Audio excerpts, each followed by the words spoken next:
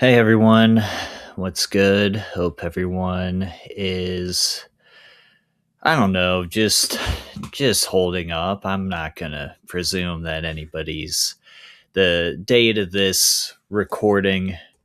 I'm structuring these like survival vlogs at this point in case at this time in human history at the point of this recording, we've been going through some struggles with each other, not imposed by nature, but imposed by ourselves on each other as well as on nature. And um,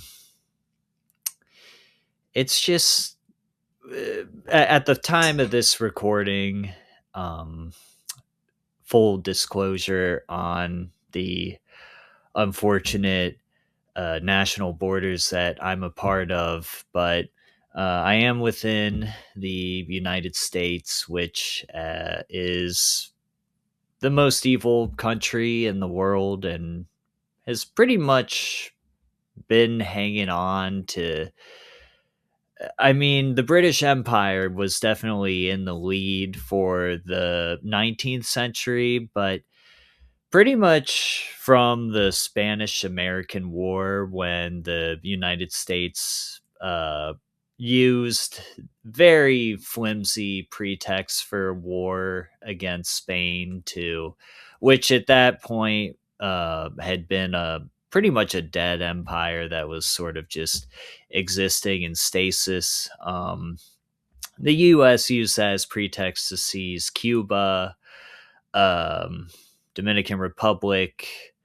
Uh, in the 1950s, took over Haiti.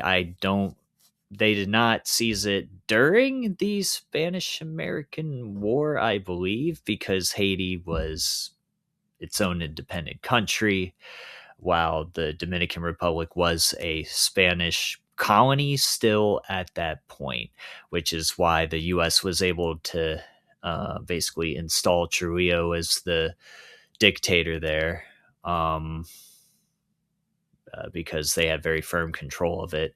Apologies if I'm a little disparate with some of the talking points, but it can be a little difficult to get a true grasp on the scope of the malevolence of the U.S. empire and how long it's lasted.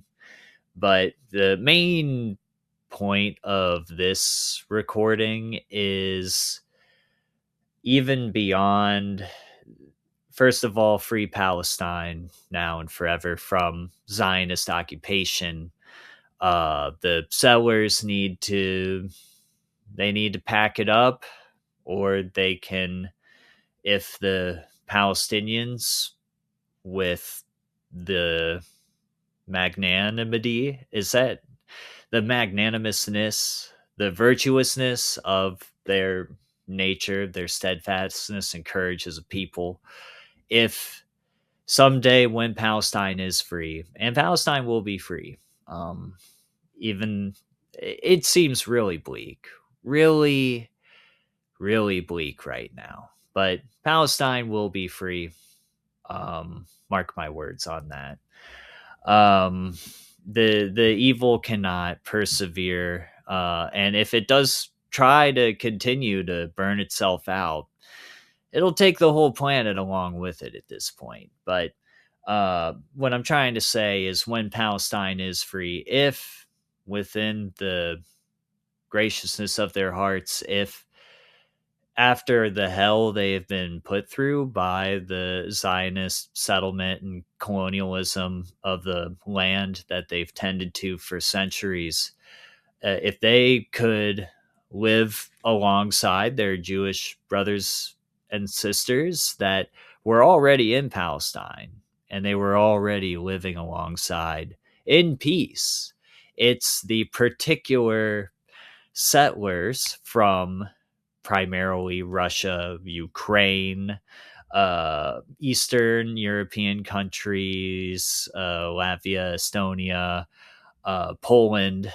Um, but as time went on and Zionist propaganda was trying to sell an image of the state of Israel to the world as the home place of all Jews, that's when they started collaborating with Western colonial governments to basically tell Sephardi and Mizrahi Jews and Jews throughout West Asia, West and Central Asia, North Africa, you need to you need to make aliyah is what they call it, and they're bullshit. It's a lie. I mean, Zionism was founded by an atheist. People just don't understand that this is a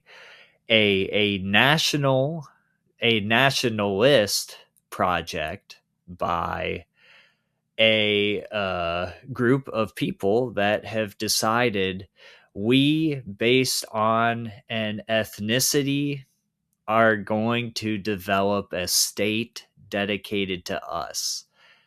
Why is there no other state that is known as the state of the Christian people, of the Muslim people, of the Buddhist and Hindu people, the Jewish state? Um, hmm. I did not know that an entire religion was able to get its own state. So, does that mean that if you're Jewish that you just go and it does. You just are saying because of obscure only Jewish law that you somehow have quote unquote earned the right to steal land from other people? Fascinating. That is just messed up.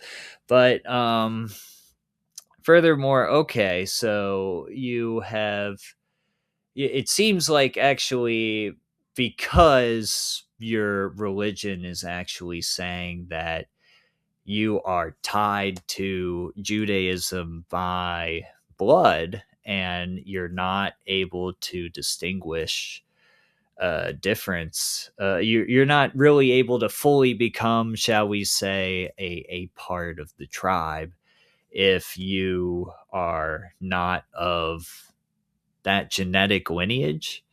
Doesn't that mean that you're developing a ethnic state, an ethnic supremacist state where only that particular ethnicity is guaranteed the highest protections in that Jewish state? Because we know that they are developing it along racial, primarily, or excuse me, ethnic, primarily Ashkenazi, Sephardi, and Mizrahi lines. And apologies because I believe like the distinction is Sephardi is not actually separate from Ashkenazi potentially, but there are some different religious traditions within Judaism. So apologies if I slightly butchered that. But what about Ethiopian Jews? Well, the in an embarrassing and disgusting admission, the Israeli government came out and said that it had been mass sterilizing Ethiopian Jewish women that were coming into the country. So much for all that BS about diversity that they would try to push on people. Yeah, they love diversity so much that they murdered very likely over 200,000. I believe very likely more than 200,000 people within occupied Palestine, specifically the area known as the Gaza Strip, for the past now year and a half. And there is a fake ceasefire that has been implemented in alignment with the UN, apparently, with a faux resolution that was passed establishing a peace process There is nothing peaceful about this peace process, and this board of peace, as it's called, sounds very familiar to the U.S. invasion of Iraq and them literally installing a viceroy in the country. Now we're just going back to old colonial terms, but now it's like a board of directors instead of viceroy. uh, which, by the way, that uh, I believe that I don't know if this is the case, but I am going to go believing that the United States chose to call um, the colonial governor, essentially, of Iraq a viceroy because they just really liked Star Wars: The Phantom Menace. But I digress. Um, which, I mean, that movie wasn't that bad outside of Jar Jar, right? I like the pod racing. I don't know. Now this is pod racing. But uh, sometimes you gotta talk through some things to deal with the insanity of the situation in the world. But um, I guess before I totally lose my train of thought to try and bring it back, yeah, the Israeli government only is trying to protect a very specific group of Jewish people.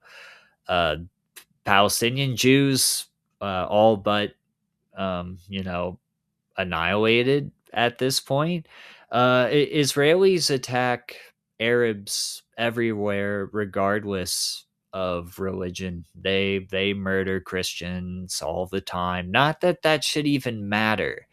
That's a stupid thing. People are like, they're harming this community now, and it's just they're just murdering innocent human beings. And the primary overriding factor is uh, their race. They do not like Arabs. They are just racially against them. That is something that is baked into the fabric of their fabricated faith of Zionism. The project of Zionism is land theft and ethnic cleansing. It's there's no the difference between Benjamin Netanyahu and I don't even know what a liberal Zionist looks like at this point.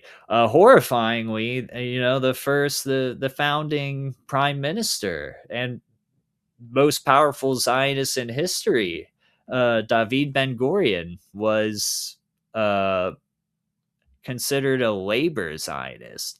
He was a pseudo socialist, and he was the person that pushed for the Nakba. He was the orchestrator of what is either the worst, or after this current genocide, the second worst genocide of the Palestinians. These are two Nakbas. These people have been through the Palestinian people have been through two extinction events and have been through a slow, just drip feed squeezing, completely supported by the particularly Western governments, but pretty much every major government in the world, because the UN resolution that just passed for that board, quote unquote, board of peace in Gaza, with zero Palestinians on it. China and Russia abstained in their votes, and all other countries that had a vote voted in support of it. It's embarrassing that the international ruling class not just of nation states and the attendant bureaucracies, but what those are designed to protect, which is a group of people known as the bourgeoisie that are in charge of all of the financial, military, media, general cultural levers, and most importantly, productive levers of society. This is what this is how they run things.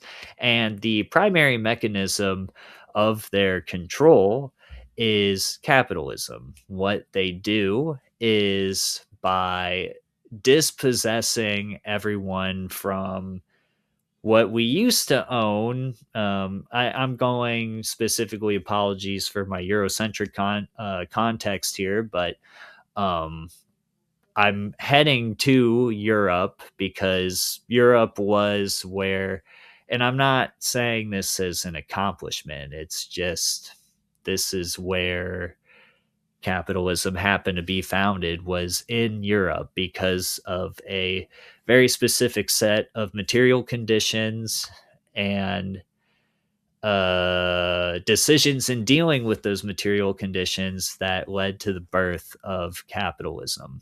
But the bourgeois class that was emerging in towns throughout Europe, as time was going on, this intellectual class was in alignment with merchants, with guild masters that were starting to become more exploitative, as well as with certain bailiffs, former feudal officials, as well as wealthier peasants that were able to start, and as well as poorer aristocrats were starting to transition into just a new mode of life where accounting and prices for things were going to be the main lever of accumulating resources on behalf of your class through seizing them from the exploited class. It used to be, and let me explain it a little bit more. It used to be where initially it would be a sort of physical tribute where peasants would be working their own land. They would give a percentage of their crop, a certain amount of their crop, perhaps an absolute amount, to their lord. Or they might perform what is known as corvée labor upon the lord's land, while also performing labor upon their own land, um, for their own yield. And they would donate a portion of that crop, or if they did on the lord's land, a portion of their time to them, but the rest of the time they got to themselves.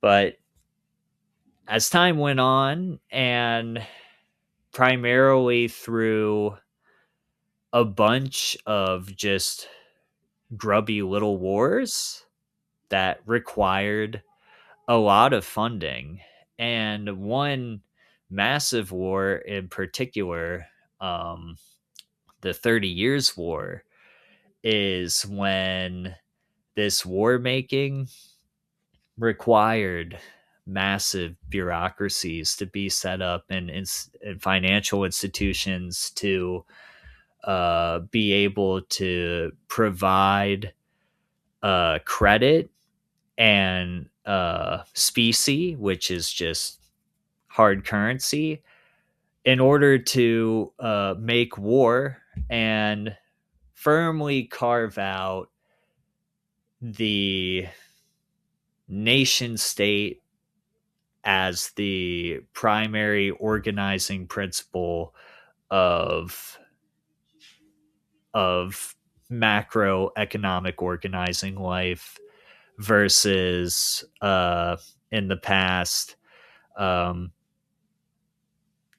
sorry, versus in the past, it would be a bunch of lords just telling their peasants, just give me a bunch of crops. Occasionally, I might have you fight in a war for me.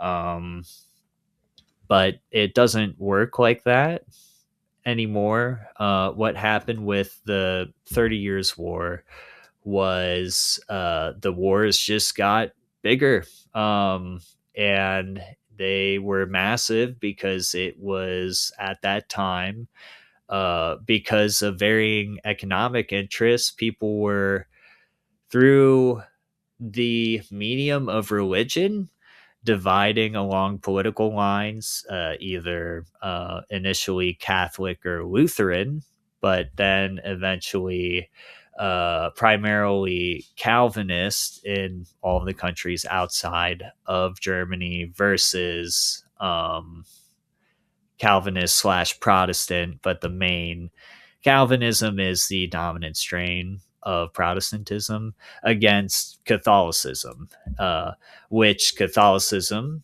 being the main religion of feudalism, the main religion of feudal life, and thus the aristocracy and its control over the peasantry, versus Protestantism and Calvinism, which was the newly emerging religion during the Reformation of merchants, of business leaders, of politicians, of lawyers, doctors, the professional managerial class, where faith was rewarded through hard work. And they do not get it twisted. They thought that that reward was not just you go to heaven. They did think that because they were materially successful in their position within bourgeois society and they were materially successful, that they were being blessed by God. It's not just them guaranteeing they'll get into heaven. And they did believe that certain people were elected. And it just so happens that they were always the ones that were. It was a way to establish heading off questions from people of, oh, well, how come a lot of people that work hard actually aren't rewarded materially at all? And the way to get around that, in order to protect your certain class that is benefiting from the capitalist exploitation of other people through extracting economic rents through prices rather than in kind payments, you just say, oh, some of us are elected and some of us aren't. But basically, the war making capacity of these states need to be expanded. People that were merchants, that were business leaders, burgeoning politicians, and the House of Burgesses, which kind of ties into bourgeoisie.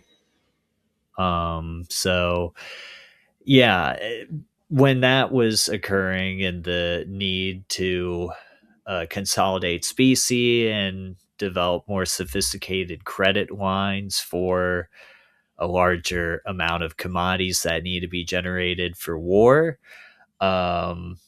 As all of the, basically feudalism just starts dying en masse across Europe at this point, but it never exceeded or it never reached the point that it reached within England, mostly because within their relative isolation through, namely the English Civil War, but the cherry on top being the Glorious Revolution at the end of the 30 Years' War, roughly, when William of Orange basically solidified the dominance of the British Empire, both commercially as well as financially, because that was a political marriage of William of Orange from the Netherlands, which had,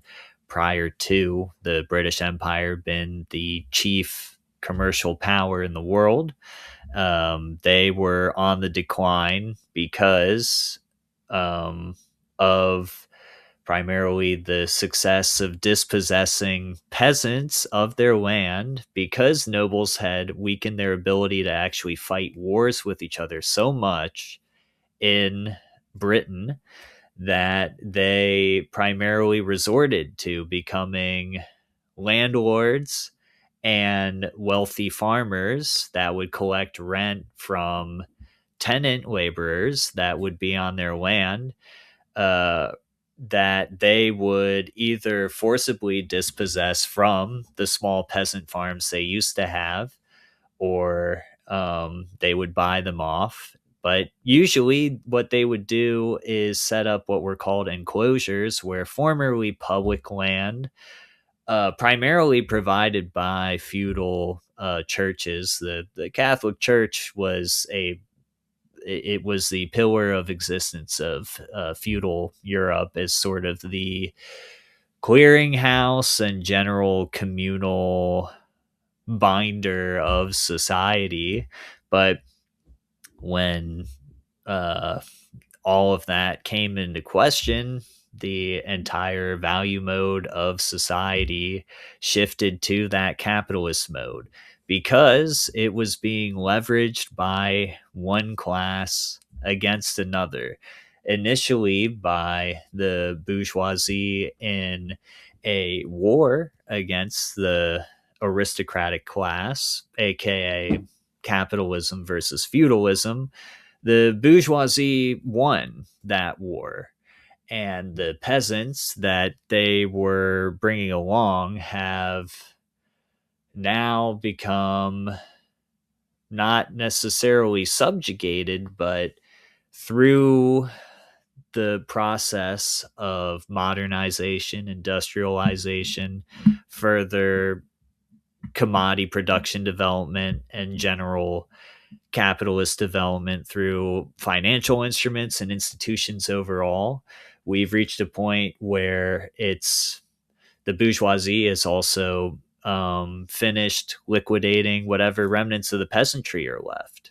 Nobody owns any land anymore outside of what, a few boomer homeowners in Western countries, which I don't even like that term either. You know, even that's an antiquated term. And we've seen at this point that anything that tends to be what has represented a political consensus within um, what is the uh, I guess we'll just call it NATO. Let's just call it the NATO ruling class. I feel like that's probably the best.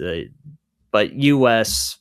and vassal state, because let's just call a spade a spade. I mean, uh, ever since World War One, that war never really ended. World War Two was a continuation of that, and World War Two was fascism versus communism, and the fascists just switched from Nazi Germany to the United States against the Soviet Union, which I think everyone is starting to realize with the revelations of just how disgusting the international ruling class of the bourgeoisie.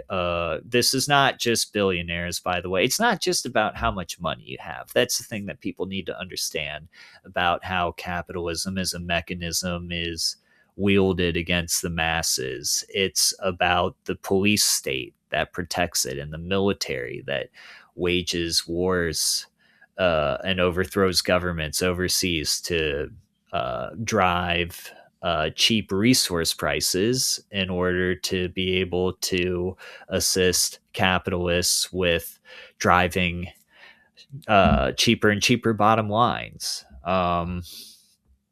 That's what war is all about in the imperialist era of capitalism that's been going on since the true first imperialist capitalist war, which, well, no, actually, I guess there were plenty of imperialist capitalist wars before then. You could talk about the Spanish American War that I brought up previous. But this is a stage of capitalism that people have been operating under the delusion that it's just a bunch of like mom and pop shops, that whichever mom and pop works their mom and poppiest, they're somehow going to come out on top. It's a international elite that is exploiting your labor and telling you that you're actually making a voluntary choice. There's nothing voluntary about giving your time and energy and creativity and life force to people that are actually just directly opposed to your self-interest. So we're trying to figure out what to do in light of all of this information, and we're looking for heroes. And I think a lot of people want, at least within the United States, for there to suddenly just be this burst of new revolutionary politicians and just community leaders that are going to come out of the woodwork and just suddenly take over the halls of power in the United States. No. Everyone that's getting propped up on tickets right now that is ostensibly here to help and serve as a meaningful alternative, most of them are funded by APAC. And that is, just know that if you see anybody that is affiliated with uh, Israeli funding or lobbying groups, or particularly the ADL, um, the isn't there like a council of like protecting journalists, the CPJ, that has just not mentioned that Gaza is the has led to the highest death rate for journalists in the past 30 years as far as wars go. These people are, and they don't care about us at all. We are essentially just being harvested for tech data in order to be able to further improve machine intelligence that this ruling class that the Epstein files have literally revealed to be eating people and mass murdering and torturing children, infants. These are that they have what is worth even voting for in a society like that, particularly by people supported by, yeah, Israel and APAC. The society that was fully on board with Jeffrey Epstein's mass blackmail, human trafficking of children, torture, murder operation. No, they are okay with everything that's been going on and will keep on, throwing out a few more crumbs of, we might even redact, or we might even remove some redactions that never should have been there in the first place. Take them at their word, because these people, if you've also read the Epstein files, they're not particularly bright. They're just arrogant and psychopathic. That's what allows them to dominate in this society. It's not any particular stroke of genius. I mean, look at how Bill's been dealing with the Russian hooker situation, about as foolishly as as you could possibly get. Um, let's see. But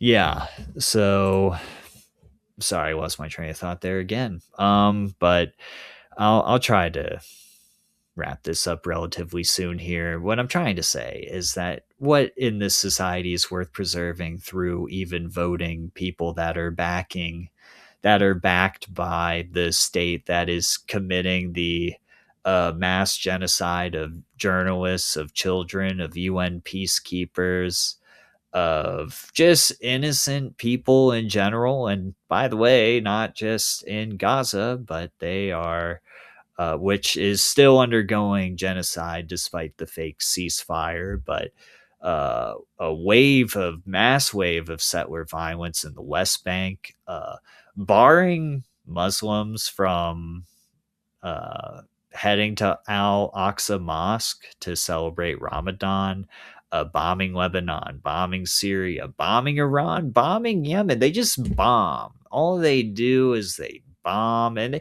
they bombed Qatar to try to, which actually didn't they kill a Hamas political official that was staying there overseas? I can't remember, but bombed Qatar. I mean, they do not have, they don't have any qualms about just destroying the whole world and occupying everywhere. They're burning forests in Patagonia. We all know that the United States government is using Israel as a forward operating base. This country is, it is Israel. It is Israel. Don't get it twisted that this place can actually be freed meaningfully from that place. They are both forming a disgusting fusion with even closer ties fused by mass murder with each other, and mass exploitation of marginalized peoples are being leveraged by both those societies. So there's no saving this place, the United States, through voting or through trying to appease the bloodlust of a society and a class of people, particularly the international bourgeois class that is, turned us all into proletariat. That is literally consuming us. But they do it in the workplace every day. It's just the violent, disgusting, hideous, inhuman. Although, should I really even say inhuman anymore? Because it seems like humans are capable of a lot of horrifying things. But you're not going to be able to all of a sudden vote for a bunch of Democrats and it's going to fix everything. No, America's done. You just, it is time to do something else other than expect another person to be able to fix a something that this society doesn't even deem as a mess, because it's working as intended. It is, look at how even now, in spite of everything, the stock market is still doing well for the S&P 500, but even when it does crash, they're just getting everything set up in the background so that they can jump on some assets that eventually, when the recession recovers, if it recovers, it'll I don't know how bad this one's going to be when the AI and housing bubble pop at the same time as of the time of this video.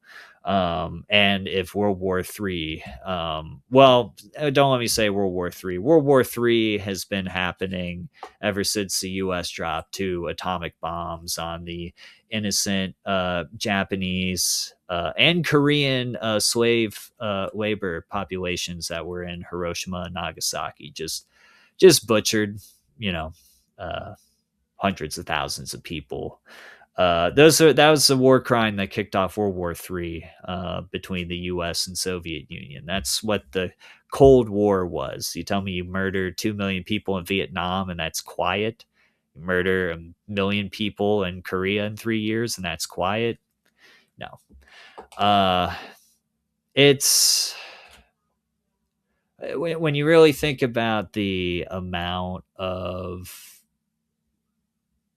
things that have been consistent across U.S. administrations in terms of its breaking up of U.S. labor, but also its yeah, not just the breaking up of U.S. labor, but also the extreme imperialist violence that it commits overseas on behalf of primarily US based multinational corporations, but multinational corporations primarily based in NATO countries.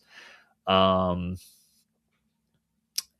that's they're not here to try to establish democracy and equal labor rights and civil discourse and society in the places that they come into.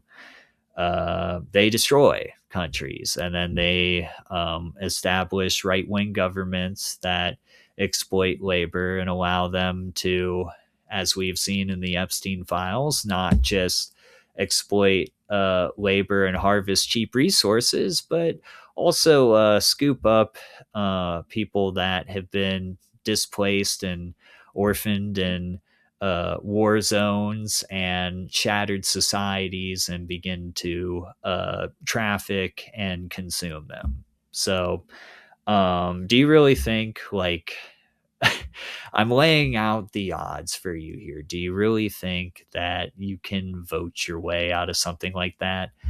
Well, let's just take a quick pulse on what's been going on with Mayor Zohran Mamdani so far.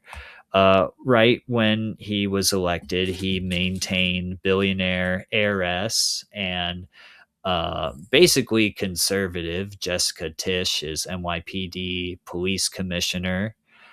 He completely failed in being able to allocate even modest amounts of money to public libraries and public parks. He was promising, I believe, 0.5% and 1% respectively, and he ended up getting like 0.36% and like a point, like I think like 8 something, 0.86 or whatever. So below his goals, and everyone's just saying, oh no, but what about Mayor Adams leaving this terrible mess for him to clean up? Everything he wanted to do was predicated on state funding. If people were actually paying attention to the bigger picture of what was going on, and they weren't. So they were just, caught up in the moment, rightfully so. We need some hope that he won, but they weren't thinking about the fact that, oh, actually, no, you're not going to be able to do anything that you want, such as being able to gather funding for transportation infrastructure projects, reallocating subsidies for housing, uh, being able to establish jobs programs in general and expand social services. most of that is going to be dependent on state funding. And New York is run by like a right wing corporate pro Israeli Zionist Democrat. Zohran's a Zionist, by the way. But the governor of New York, at the time of this recording, Kathy Hochul, is just already making him, bend the knee, and he'll just do the marching orders of the Democratic Party. That's not going to work anymore. He's also resuming homeless encampment sweeps, just having people come in and destroy homeless people's lives, take shit from them, make them feel like they're less than human just for trying to have a place to live. He hasn't reduced. I'll give him time to try to reduce the transportation, but he made a bunch of promises that he knew he couldn't keep, and he's already yelling out fake anti-Semitism hoaxes that are supposedly occurring in the city. He has generally maintained pro-Zionist talking points. And if you can't get the budget working, and he only cut $20 million from the $6.4 billion NYPD budget. They've gone on strike and nothing's happened in the city. Maybe you could have trimmed a little bit more fat from that. There aren't any people that we're going to be able to look up to here.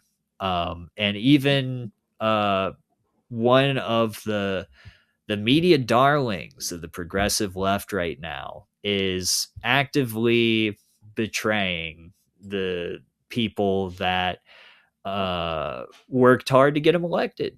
So what you need to do, what we all need to do, is just forget about the Democratic Party. I don't know, respective to where we're all living, the best way to go from where we're at. It could be strictly using it as a way to network with people, head to local DSA meetings and see if you can run into a couple of people that are done with the Democratic Party. See if there are people like that in the Green Party who have accepted that you cannot win anything meaningful with the Democratic Party. There might be local mutual aid organizations, social service organizations, comrades in leftist organizations that are around, that are fighting back. And of course, the media isn't going to be reporting on that. But we have seen, even now, promising signs that people are able and do have the capacity to self-organize in order to take care of each other and resist an occupying force with Israeli trained ICE. So I think that'll do it for the recordings. I just need to get some stuff off my chest with these, but just the Democrats are not going to get U.S. citizens out of the political shithole that we're in right now. That's all I want to say.